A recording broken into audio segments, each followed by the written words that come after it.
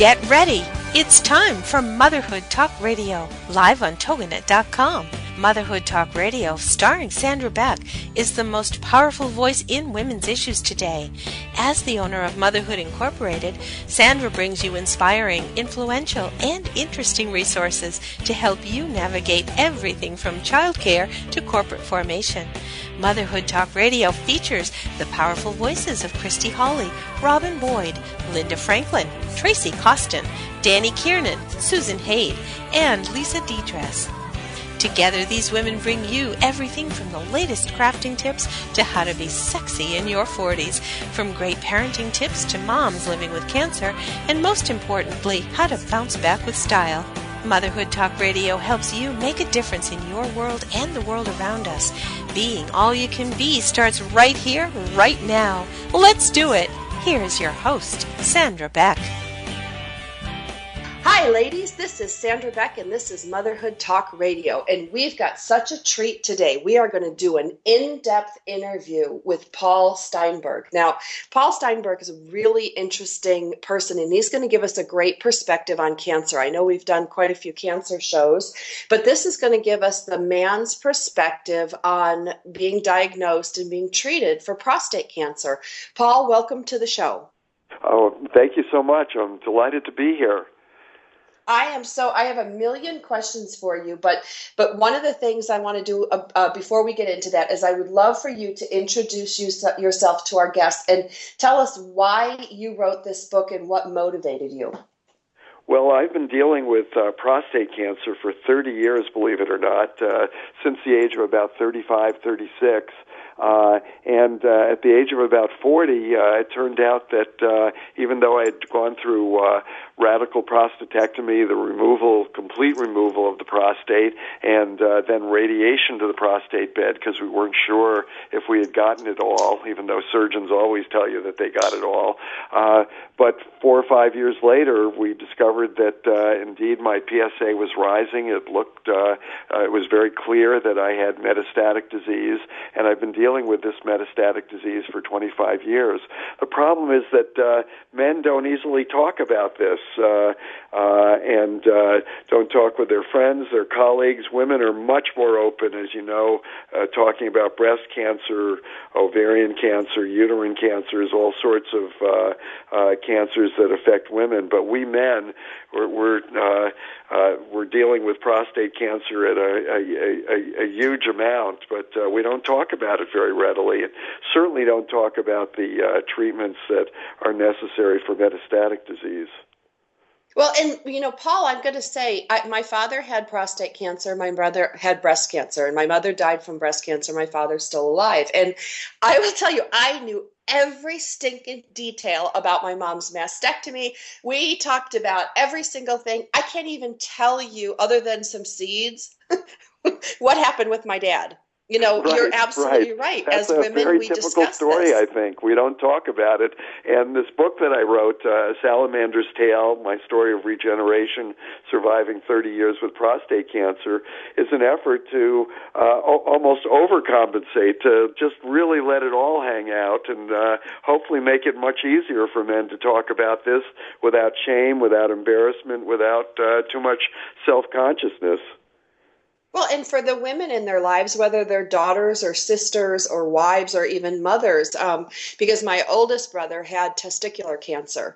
And that was another thing that was a kind of a mystery to me and my sisters. We knew it was happening. We had no idea, what it was. But yet, with the breast cancer, it's all over the kitchen table. And so when you talk about, these treatments that you had, what happened to your body? Like what like when somebody says, like with my dad, like all I know of my dad's prostate cancer is he's like, well, honey, it doesn't work the way it used to do. That's true, although there are some antidotes for it. Initially I believed the surgeons when they told me they got it all. Why not take it in hook, line, and sinker and be quite believing about that. So for those first 4 or 5 years, it was mostly dealing with the effects of surgery, which is not easy. This is back in 1984. So there were some very useful surgical techniques at the time.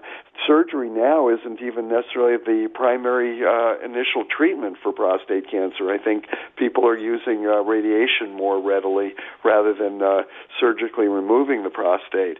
But surgery itself is rather mutilating, and then because there was a need for radiation, we didn't. The margins weren't clear with the prostate cancer removal, so it looked like there might be some cells that had circulated around. So there was an effort to radiate the prostate bed, and that has a major impact. So a lot of the efforts in those first 4 or 5 years were to find some antidotes for the various treatments that I had already gone through. So that included, in a virtual, metaphorical way, going to China using acupuncture. I didn't literally go to China, but I found a great acupuncturist here in Washington, D.C., who helped with some of the effects from the radiation, and learning from the Russians. The Russians had all sorts of nuclear disasters, as we know. This was before Chernobyl, but even well before then, back in the 1950s, the Russians had major disasters, nuclear disasters in the Ural Mountains, and then right around the time that I had radiation, there were major disasters, nuclear radiation disasters in the in some of their plants near the Polish-Russian border. So the Russians had a way of not talking about that at all, and so they kept replicating things. They were desperate to find some antidotes for radiation damage, and they found it with hyperbaric oxygen. But my efforts were to try to figure out how to get those pelvic cells working again after surgery and radiation, and hyperbaric oxygen actually ended up helping a great deal. Well, now I want to step away just for a moment from the technical discussion, because I only know hyperbaric things in correlation with treatment of PTSD from my military shows. What I want to talk about is like when you were first diagnosed and you had, like that word cancer, that death sentence that we all fear. As a man, like with my mom, the girls, we all got together, we cried, we hugged, we sat with my mom in her bed, and we talked about, what was going to happen, and, all these things. It was talk. Well, with my dad, there wasn't that much talk. And can you give us an idea of kind of what goes on in a man's head? A woman's head comes right out her mouth. But in a man's head, here you are, 35 years old. You got a beautiful wife, a great career. You've got everything going for you. What did that feel like? 2 wonderful children who were 4 and 6 years old. Oh. Yeah. What went through your mind? Like, can you give us an insight, since your book is so great about exploring these things, and you're willing to talk about it? I feel like I need to mine what was going on inside your head, because most women will never hear this. Sandra, was that being a physician, I got stuck in the physician mode, and that wasn't a good way to operate. So I know how to talk doctor talk. So here I am, 35, 30, then 36, right after I had the surgery, and I'm talking to the radiation oncologist about the possibility of radiation treatment, and I'm acting like a fellow doctor rather than a patient. I'm in complete denial. So I ask him the typical question, what's the chance that I'll live for 5 years? What's the chance I'll live for 10 years? And he tells me that you have a 40% chance of living 5 years and a 10% chance of living 10 years. And it was absolutely devastating. It was a question I probably shouldn't have asked, but I'm trying to figure out what's the prognosis here. Fortunately, I was around my friends and family, and a lot of people were visiting me and bringing me good Chinese food in the hospital, because it was a lot better than what the hospital had to offer. But it was absolutely devastating to think that I had a 10% chance of seeing my daughters, 4 and 6 years old, reaching the age of 14 and 16. 10% chance. But somehow in the next few weeks, I realized that all this data that people were using, the possibility of living 5 years or 10 years, it was based on static information from the past 20 or 30 years. It didn't take into account that there might be interventions, inventions, new ways of treating, in which no one could predict what was going to be the story in the next 5, 10, 15, 20 years.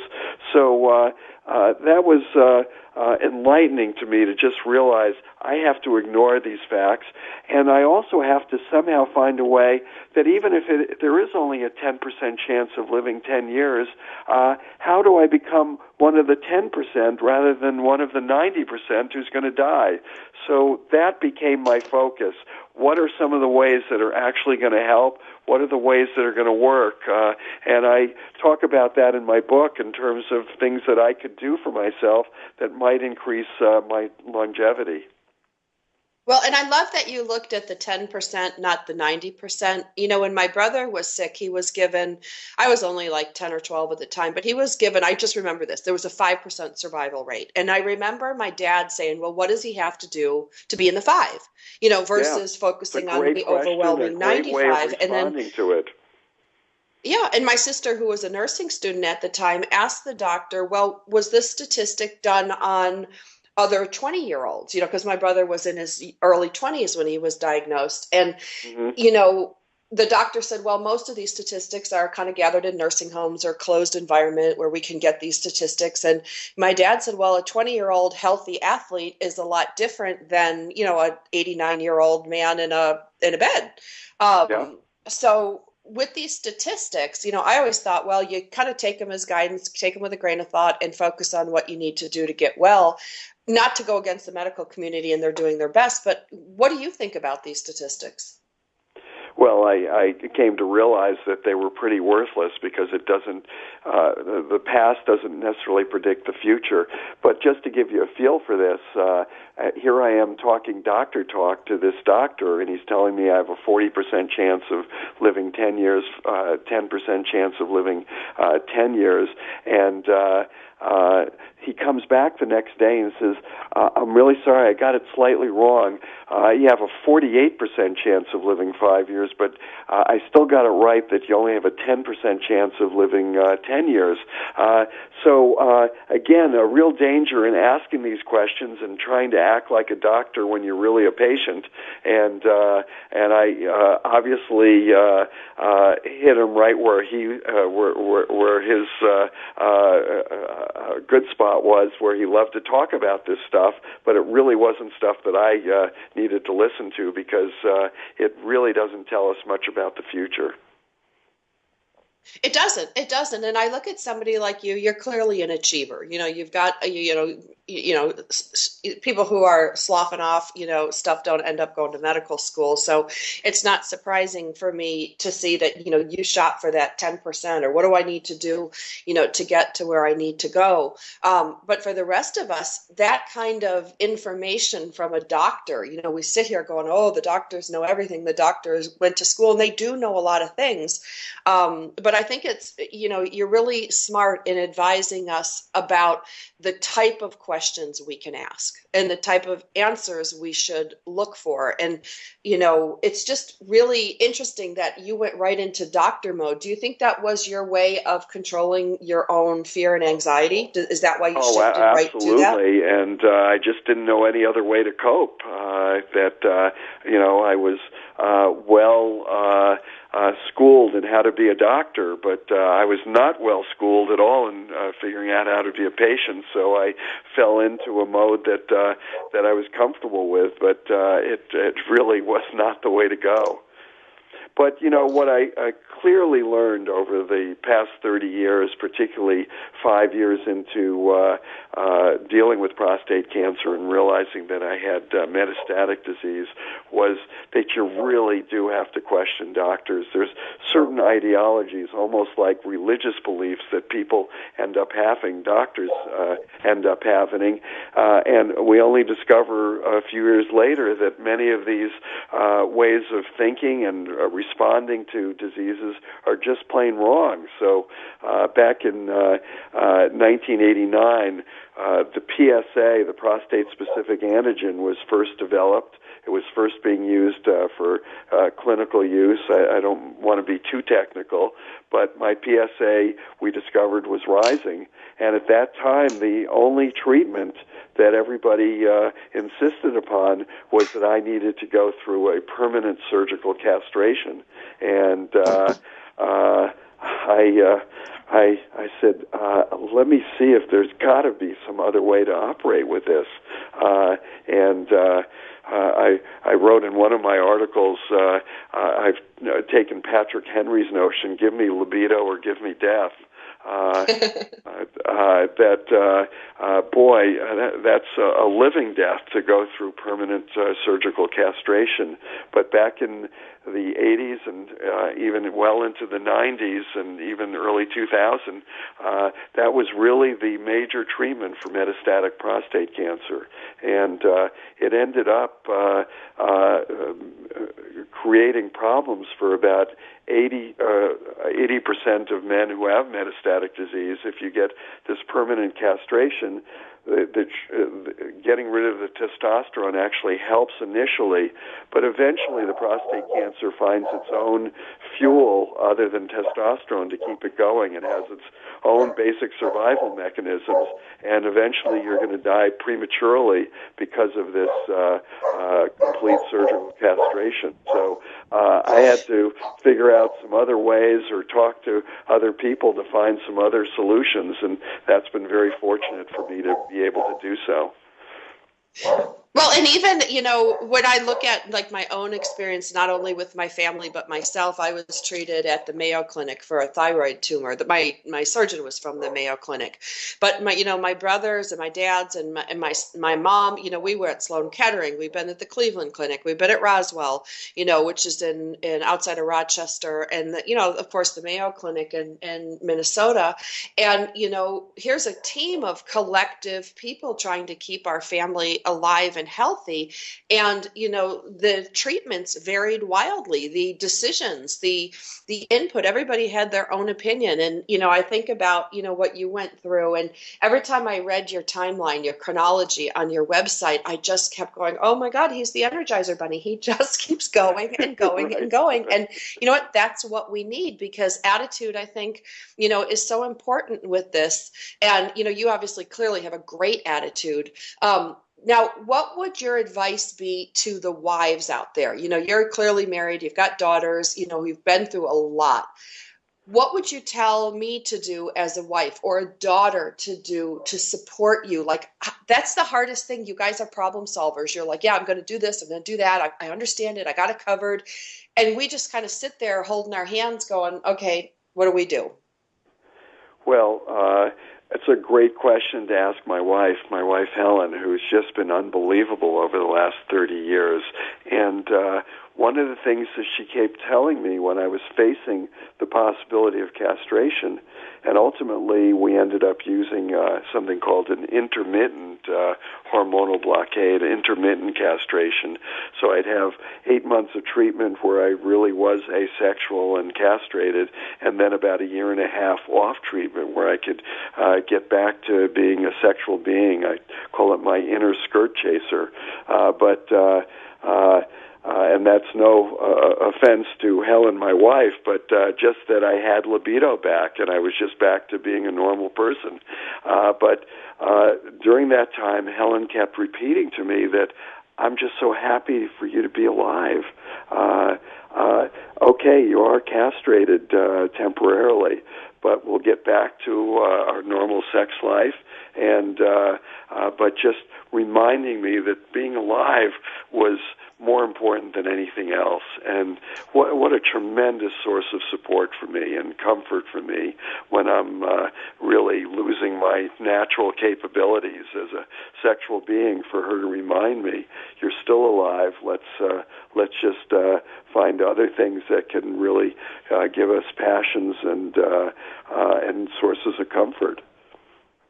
Well, and does it work the same way for girls? Like when my mom had her first breast removed and then she had her second breast removed, we were kind of like, my sisters and I, like, oh my God, like, was she like, are we still women when this happens to us? Does it, like, how does it affect your psyche? And my mom was very cool. My mom's like, girls, I'm a lot more than the girls. Like, I'm a lot more than my breasts. And, Yeah. thank God she was teaching us this. But, it's hard not to get all wrapped up in certain body parts that are part of us. And then when they have a physical response, like, can I ask you, when you were like chemically castrated, as you put it, did you still feel desire? Like, did that affect, how you wanted to hug and kiss your wife? I don't know how that all stuff is connected. And I think a lot of women, want to hug and kiss her, but I had no sexual desire whatsoever. My testosterone level was literally about zero. And without testosterone, we just have no sexual drive, no sexual desire at all. Obviously, I'd love to kiss and hug her, but then there's no sense that it's going to lead to something else, like it would previously, where we might be cooking in the kitchen together, and I might give her a hug, or she might give me a hug, and that means we're going to go up to the bedroom at some point. But that second part, going up to the bedroom, isn't going to be happening if I have no testosterone. So that's kind of like what it feels like. And I haven't hit it yet, but my girlfriends, some of them who are in menopause, they say that, all these weird things are happening to their body. And, some of them, when they've taken some of these drugs they need to take to stay alive, they're like, it kills your libido, kills your desire, and you almost never hear that with men. You hear it a lot with women. We gain weight, we lose our desire. We, take some medicine, we lose our desire. We have a bad day, we lose our desire. Do you think it's similar? Like, did that give you a greater understanding of women in going through their own changes? Oh, absolutely. There's no question about it. And so many women these days dealing with breast cancer, the cancer itself is responsive to estrogen, and the estrogen can fuel some metastatic disease. And being in a position where they don't have their normal hormones, one can sense that that's really very similar to what it's like for us men with metastatic disease, going through months at a time with not being sexually engaged, sexually excited. And so, for us men, I don't mean to minimize what a loss it is for women, but we men, when we're teenagers, we're thinking about sex constantly. Girls are thinking more about relationships, and we're just totally focused on spreading the seed and using all of our sexual capabilities, and it's quite a blow when we lose that capacity. When you did lose that capacity, what took its place? Like I found, like at points of trauma in my life, mostly when my family was sick or dying, there's a point at which something shuts off and you move to a greater, deeper space. And I liken it to because I can only imagine that there was a significant amount of grief, grief and loss that went along with these treatments. And absolutely. Sometimes, yeah, I mean, people wouldn't think of that. They think of grief of somebody died or somebody lost an arm or they lost their house. But when you lose your libido, there's got to be a significant amount of grieving. How did you grieve? And then what took its place? Because we get to a point in grief. I know with my mother's 5-year battle with breast cancer, when she finally died, Paul, I, was embarrassed to say at first, I was relieved because I didn't want her suffering. I didn't want to suffer. It was just so exhausting, for everybody. Sure. But then that caused its own set of grief, and it set its own set of confusion. So when you got to the point, because you have this psychological background as well, did you recognize as a physician and a psychiatrist, did you pop between those two brains in what was going on with you? Yes, I mean it's devastating, and I've gotten sort of more used to the cycles of it. But those first few times, you're in pre-puberty. You're like an 8-year-old. Sex isn't even a part of the equation, and it's a tremendous loss. One of the quotes I talk about several times in my book is a wonderful quote from W.H. Auden, the poet. He said, "Lust is less a physical need than a way of forgetting time and death." And I'm not sure I agree with it completely, because it is a physical need. Lust is, especially maybe for us men, but women as well. But when you don't have that lust, that sexual desire, that tremendous sexual excitement that we all crave, it puts you in a position where you are going to be thinking about time and death. And so there's a part of the book that looks at philosophy to some extent, and that's inevitable. That what are you going to do with your time when you don't have sexual drive? But I have had opportunities for 6-8 months at a time where I do think more so than most people about time and death. Well, and that removal of that energy, and that, like, I always believe that grief opens doors. Grief opens doors for us as human beings. And during that time, where did you turn to? Did you turn to faith? Did you turn to family? Did you turn to food? I mean, there's a whole lot of things we can turn to. What did you do? I turned to food, but in a completely different way than I had been using food previously. Because in 1984, when I was first diagnosed, I wanted to try to figure out, are there some ways to be one of those 10% that might survive for 10 years or more?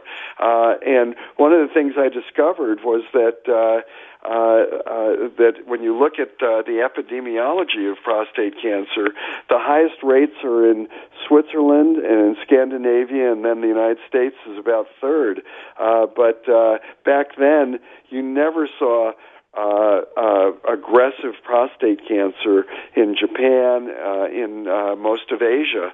And that's changed in the last 20 years as the Japanese and other Asians have developed more of a Western palate, eating the way we do in Europe and in the United States. But I ended up one of the chapters of the book is about oleo and alia, olive oil and garlic, but just eating more of a plant-based diet. I did eat fish, but I just stayed away from land animals, and so that became sort of a focus while I was trying to figure out how to deal with this and how to increase my longevity. But, you turn to exercise. I'm an active tennis player, just play a few times a week. You find some ways to channel your energy. I love movies, film, writing, reading. So you find some other ways to channel your energies over time. But it's sure not easy. And then you reach puberty again. I've reached it about 10 times now, where you get off the hormonal blockade, you get your hormones back, and man, it's like being 12 or 13 years old again, really regaining that excitement. So when you can do that, it's spectacular, and it's not unlike what it was when we reached puberty at the age of 11, 12, or 13, but it's even better when you have a willing partner with you, so that can keep you going too, just looking forward to that. What do you think the role happiness played in your successful, continual conquering of this medical issue, chronic issue that you seem to be facing? Do you think that happiness, because I read all these things about happy, you seem to have a rich, full, content life with lots of things by choice. I think you created it. I don't think it just magically dumped in your lap. You made conscious choices to do some of these things. Do you think happiness plays a big role in keeping you healthy? I think it's actually overrated, because if you're too happy and too focused on positive thinking, and there's really some pretty good data about this, you're not in the real world and not recognizing some of the major problems you may face. You're sort of in this state of denial. So you want to find some kind of balance. You don't want to be a boorish cheerleader for yourself, saying everything's going to work out, the surgeons got it all, or the radiation got all the prostate cancer out of the way. You don't want to get caught up in too much focus on happiness and positive thinking. You want to find a balance. And,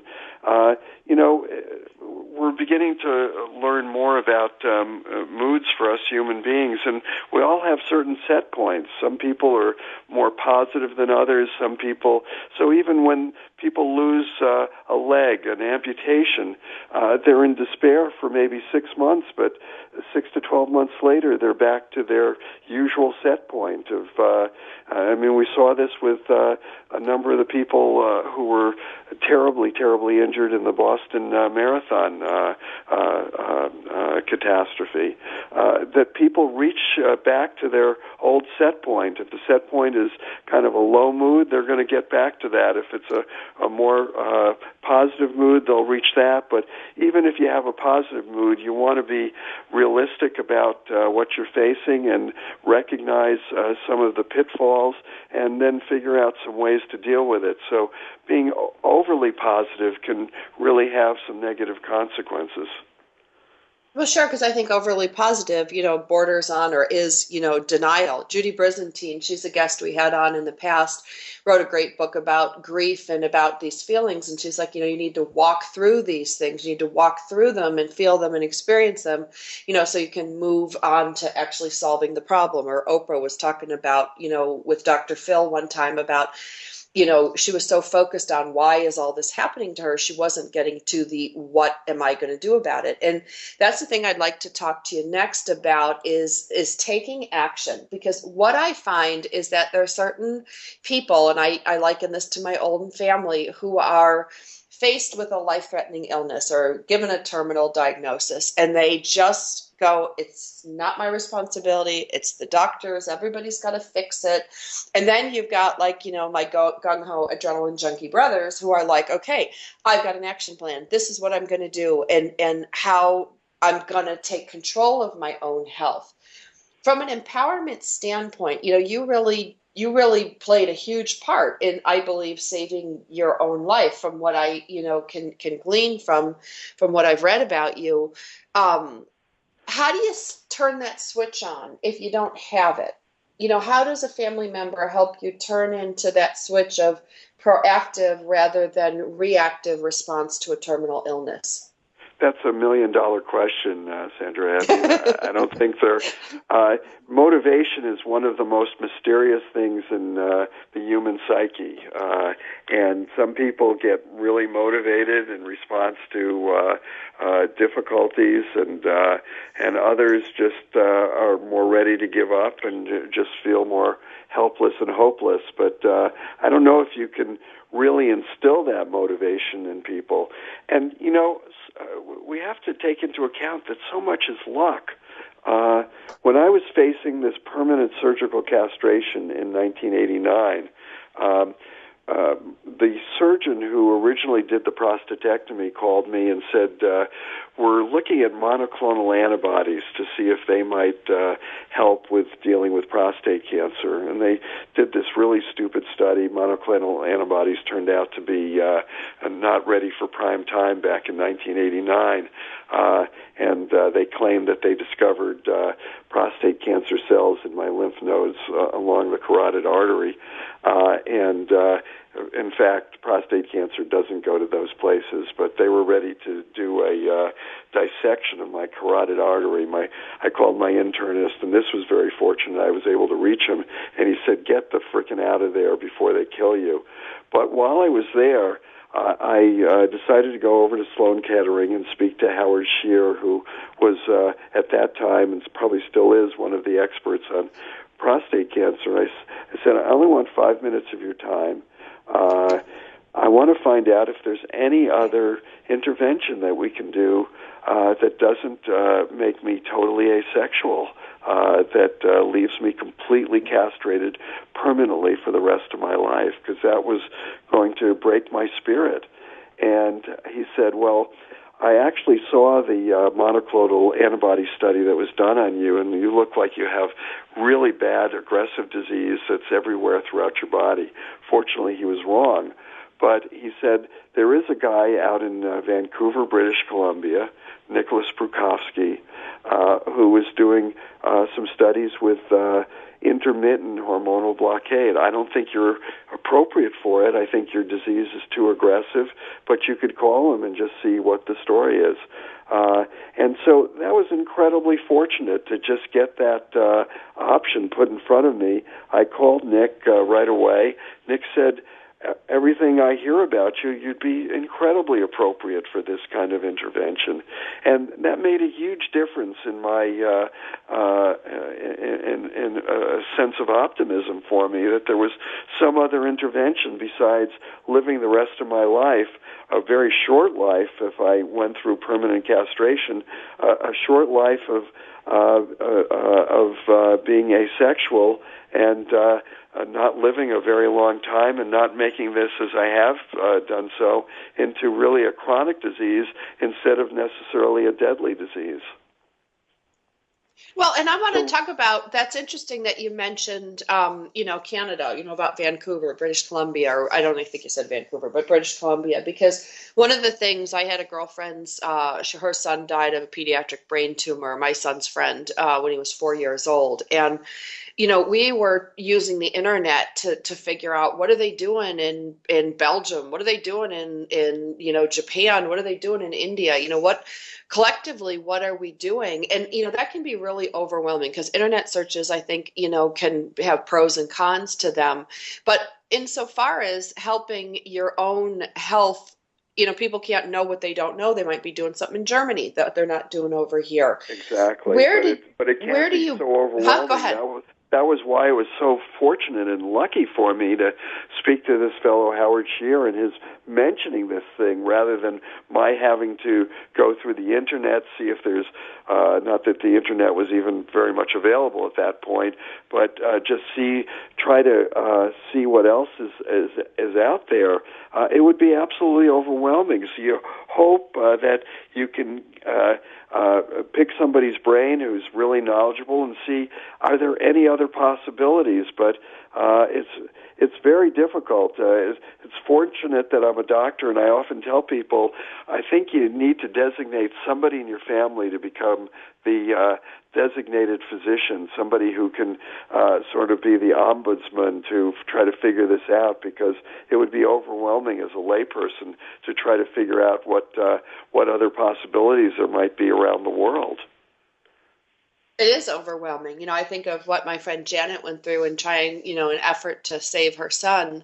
And, it obviously didn't work, but, it was so overwhelming. And I just, encourage women to include other women. I have another friend whose husband died of ocular cancer a year and a half ago, and she called me and she says, can you help me? Can you research this for me? Can you call these people because you have experience in this? And I think what I'm taking away from this is, you're a doctor and so you're going to be able to talk to doctors in a way other people can't, and you're not going to be afraid of them. I mean, in all honesty, exactly. Most of us are kind of intimidated by you. By them at all. I know they put their pants on one leg at a time, and my wife Helen used to say that when I was in medical school, 3/4 of these people, I would hope no one would ever have to see them, because they're just as crazy as anybody else in the world. So got to take so much with a grain of salt. But I think what is most important that you're explaining to us is to reach out, to ask, to, what's the worst they can say? No, I don't want to talk to you, or no, I can't talk to you, or no, I can't discuss this. So then move on to the next guy. It's your life. It's your health. It's your responsibility to keep yourself as healthy and alive as possible. I know that sounds really ridiculous, but I think like, my brother, when he had that testicular cancer, the first doctor told my parents that, because he was a professional, he was a college athlete at the time, but they told him that he had a bellyache. Then they told him he had the intestinal flu. Then they told him he had the stomach flu. Then they told him, because he works out so much and he's a college athlete that it's like, he hurt his back. And so it's a muscle thing. And finally, this guy, and it's funny, his name was Dr. Bone, Bone, looked at him and he says, he doesn't have any of this stuff. He's got cancer. And I don't know if it was the Cleveland Clinic or Roswell. He was treated at Roswell, but I don't remember which one of them finally identified him. But this one doctor just walked in. He looked at him. He's been looking at guys with this type of cancer. He said for 20 years, he could spot it in his eyes. He could spot it in his test results, all these things that nobody was able to identify. And thank God my parents kept pushing, for a resolution, pushing for a diagnosis and not being satisfied. At that point, my brother was face down on a bed and couldn't walk. And, I think there's a point at which we go, just one doctor may not be the right doctor, or he may not have the right information at that time. So you got to keep going. Right. And we all have our biases. Physicians have their biases. So, and we may fail to have the appropriate imagination. I mean, that was really the problem with 9/11. We didn't imagine that this could actually happen. So when we hear somebody's symptoms, our natural reaction for many of us is to look at, give a more positive spin to it. This can't be cancer. And that was indeed what I was told at the age of 35. This can't be prostate cancer. You're too young for it. It's got to be something really weird like tuberculosis of the prostate area or something like that. But so many of us as physicians may not have the sense of imagination to realize how bad something could be, and we're going to give a more positive spin to it than it deserves. The one thing that I would add to just getting a network of people that you can contact and talk to, one of the great things about all of us is that many of us have what I would call a healthy narcissism, not any pathological narcissism, but healthy narcissism, and we can play off on that. So when we talk to people, other doctors, other experts, they love talking about their work. They love talking about their findings, and we can play into that and just please tell me more about what you're doing, how it works, whether it could be helpful for my case. And most of these people just love talking about the kinds of findings that they've put together and the kinds of treatments and interventions that could be helpful. And if we can just realize that this is going to be useful to us while we're trying to figure out some options for our own care, we can take advantage of that very healthy narcissism that the experts often have. Well, and, I look at doctors and I think, before I had experience, especially the adult experience, when I was a child, my own experience with my tumor, my thyroid tumor, and then, my brother's stuff, it was only until I was an adult woman, in my 30s when my mom was diagnosed, that I really understood that a doctor, yes, is an MD or a psychologist, you have these letters after their number, but they're a human being like the rest of us. Like they make mistakes, they sometimes don't have the answer. Or, I watched this one doctor with my mom. She was so tired and she wanted so much to help my mom. Her desire was there, but the medicine wasn't. It's just, I think it's amazing. Like as much as I'm afraid of you guys, I also think it's amazing that you take on the enormous responsibility of someone else's health. Right. No, it is an enormous responsibility, and we make mistakes, but very often we don't make mistakes, and really can. The fact that we human beings are living longer and longer is a reflection of the fact that we have treatments now that were unheard of just even 20, 30, 40 years ago, and it's a remarkable evolution with medicine, with all parts of medicine, including psychiatry. psychiatry. We have treatments now that would have been unimaginable 30, 40 years ago. So it's a great field to be in. Well, and I love that we have these conversations because I really think it helps people understand not only their doctor or their husband or their son, with respect to this. That's why I love interviewing guys like you, because you're great at talking, which most guys aren't. You're great at telling us what you feel, what you think, or, what's going on in your world. One of the pet peeves that I have with medicine and with human nature is that most of our population these days wants a pill. They want you to wave your magic scalpel and everything's, sunny, warm, and wonderful, even though I'm shoving hamburgers in my face from, one of these fast food places every 2 weeks and, drinking Diet Coke like there's no tomorrow, which is what I do. But you took a very aggressive stance with your nutrition. And part of the human petri dish, our body, is that you changed what you were putting in your body to help your body fight this disease, to help your body regulate whatever it needed to regulate so this cancer wouldn't grow. Can you talk to me why you chose like a nutrition aspect of your healthcare plan? Well, part of it was trying to close the barn door after the horses had already run away and escaped. So it might have been a little too little and too late, but I figured I had nothing to lose, and there was such good evidence that prostate cancer seems to be fueled along by land animals and particularly dairy. When you look at Switzerland and Scandinavia, people there wouldn't survive without access to dairy products. But 75% of the human population by the age of 15, 16, 17 years old is lactose intolerant.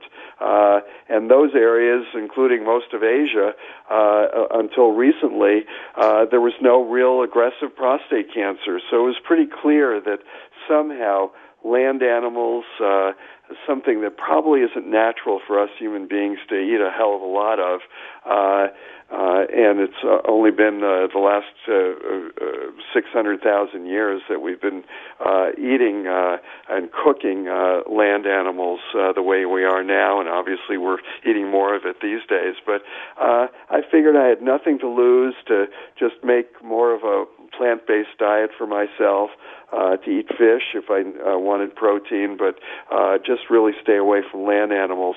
Probably the most useful part of it was just feeling like I had some sense of control over what was happening to me. It may not be a realistic sense of control. It might not be something that somebody could look objectively at and say you're doing something for your health, but it allowed me to feel better, to feel like I had more control, and that's a pretty significant thing when you're facing something that can make you helpless and feeling hopeless, perhaps. Now, did you find that was difficult, or like once you put your mind to it, you're like, I'm good, I can do this? I mean, because I think it would require you to make some substantive changes in your lifestyle. I look at what I grew up eating, and I grew up in Buffalo, so everything was meat and corn, and when you were full, you had some more meat and corn. Right. And yeah, now I live in Southern California, very different. Yeah, no, it was quite a remarkable 180-degree change in the sense that I grew up with a family where my grandfather had come to the United States from Poland at the age of 12 to try to bring his whole family back, and he was trying to stay away from conscription in the Polish army. And all he knew how to do at the age of 12 when he arrived in New York City was how to cut up animals, to be a butcher.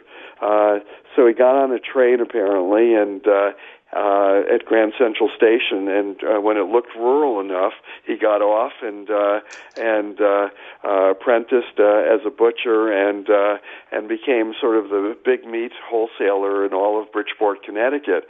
And so even though my family lived about 20 miles away in Norwalk, Connecticut, my mother would go up every 2 weeks or so and bring home a huge side of beef. We just had meat every single day. It was going to be hamburgers or meatloaf or roast beef, steaks. Every single day was meat and more meat. And so to make a change in that was not easy. But I learned to love the Mediterranean way of eating. Again, oleo and alia, olive oil and garlic. But it did help that my father owned a potato chip company, so we had plenty of peanut oil around the house, and peanut oil is pretty much as good as olive oil in terms of monounsaturated fats. So I mostly used the peanut oil to grease my baseball gloves when I was a kid, but at least I had some reference point to eat healthy and just move towards more plant-based diet. But again, it wasn't easy, as you point out. Well, and it's funny, because I think we're kind of separated at birth because I'm the granddaughter of a German butcher. Beck's Meats was all over Rochester, Rochester, New York. And my friend out here, Michael Russer, who has prostate cancer and wrote a book called Hardly Broken, Intimacy After, losing your sexual function.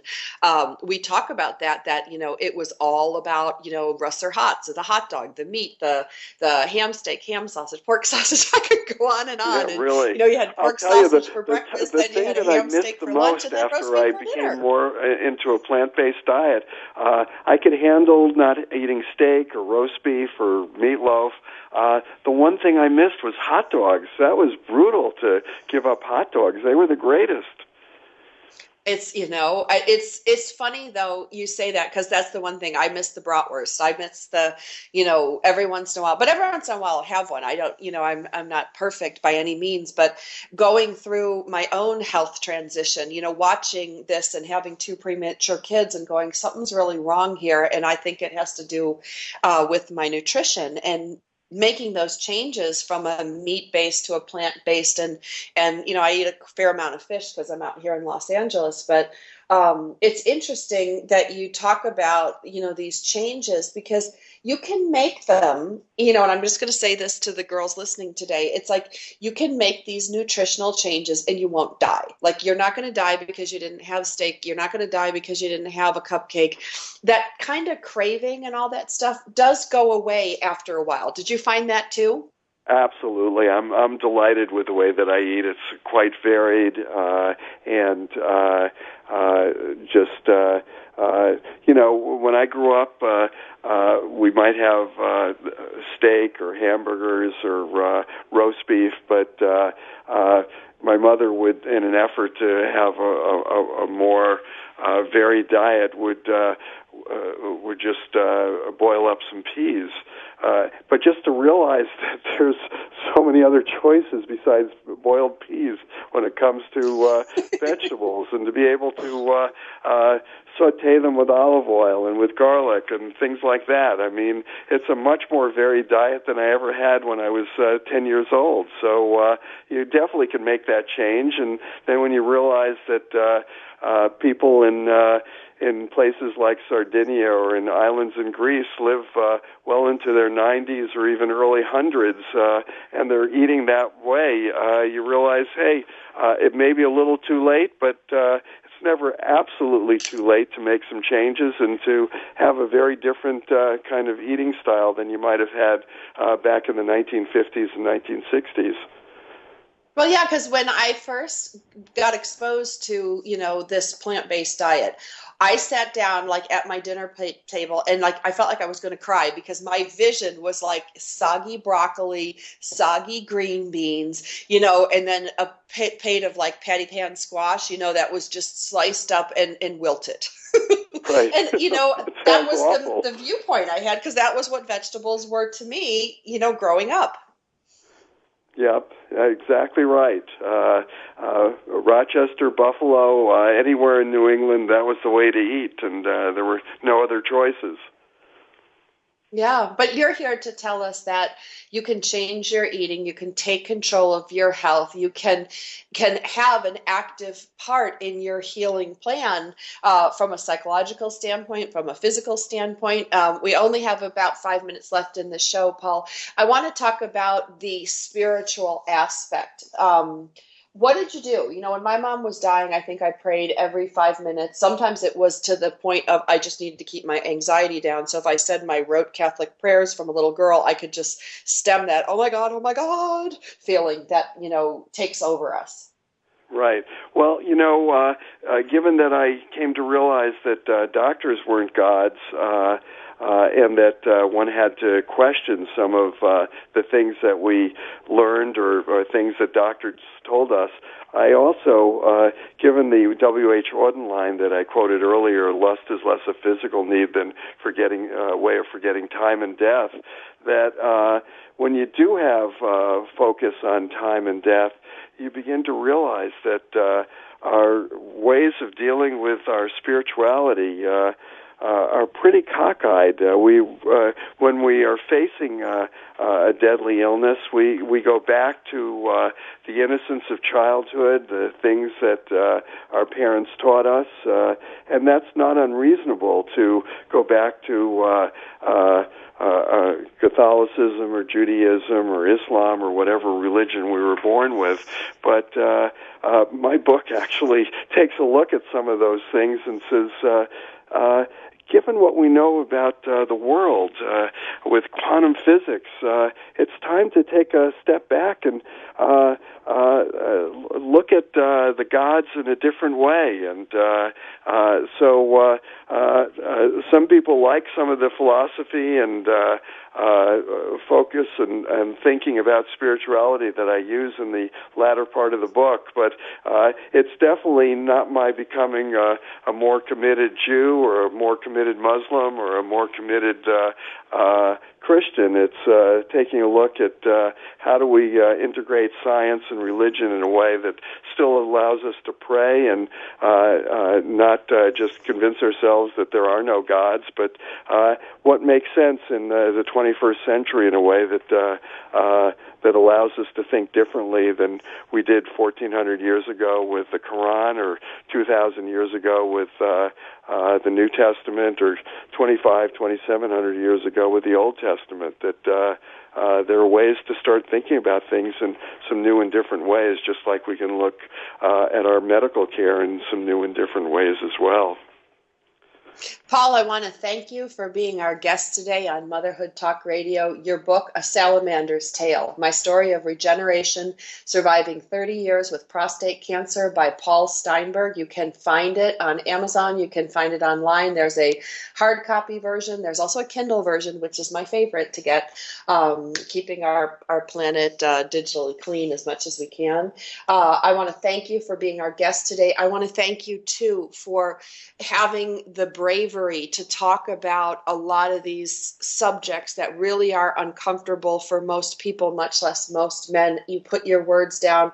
Anybody who is facing living with cancer, anybody who's living or loving somebody who's facing terminal illness or a life-threatening illness, it's a really, really great read. Paul, 30 seconds, your best advice to somebody listening today. Well, my best advice is get a hold of the book because it's not a downer at all. That there's plenty of humor. I've got a bunch of really good punchlines. As you have pointed out, it's poignant, but also there are periods where it's funny and interesting and fascinating. As one person who read it recently said, it's a winner. It's full of surprises. So if we can make prostate cancer and other kinds of cancers a source of interest and joy, let's do it. And so I hope people can really take advantage of this book as a resource. The book is A Salamander's Tale, and the biggest surprise of all is 30 years later, or almost 40 years later, Paul Steinberg is still kicking. That's the best news I've heard all day. This is Sandra Beck from Motherhood Talk Radio. We'll catch you next week. Thank you so much. Thanks for being with us today on Motherhood Talk Radio, starring Sandra Beck. Motherhood Talk Radio brings you interesting, influential, and inspiring guests to help you be all you can be. Everything from great parenting tips to moms living with cancer, starting a family, or starting a business. Making the most of how you bounce back with style.